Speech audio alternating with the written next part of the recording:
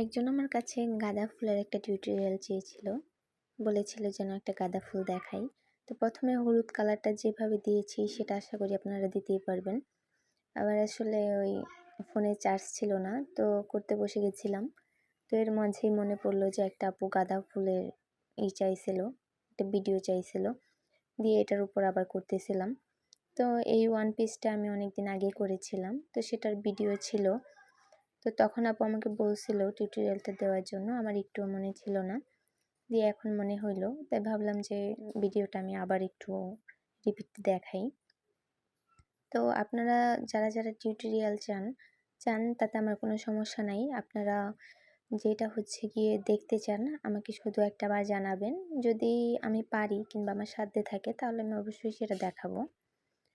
যেহেতু আমি hand paint করি তাই আমার দেখাতে কোনো সমস্যা নাই। আর আপনারা অনেকেই জিজ্ঞেস করেন কোর্সের কথা, যে আপু আপনি শিখান কিনা, শিখাইতে কয় টাকা লাগে।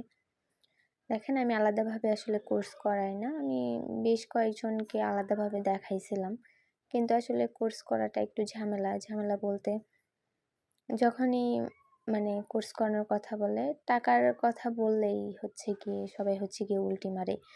ওরা চায় যে ফ্রিতে কেউ শিখাক। এখন আমি টিউটোরিয়ালগুলো দিতেছি, টিউটোরিয়ালগুলো দেখে আপনি যদি শিখতে পারেন কিংবা করতে পারেন তাহলে সেটা ঠিক আছে। এটা ফ্রিতেই। টিউটোরিয়ালের জন্য কোনো টাকা পয়সা দিতে হবে না আমাকে।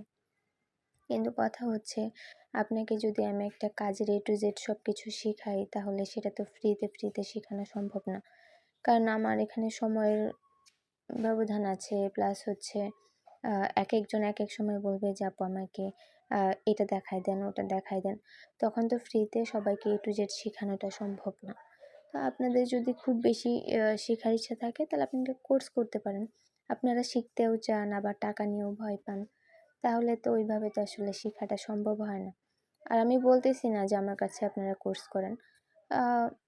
হ্যান্ড পেইন্টিং কোর্স অনেকজনেই করে, আপনি তাদের কাছে আপনি কোর্স করতে পারেন। আপনি দেখতে পারেন যে তারা আপনাকে ফ্রিতে করায় কিনা।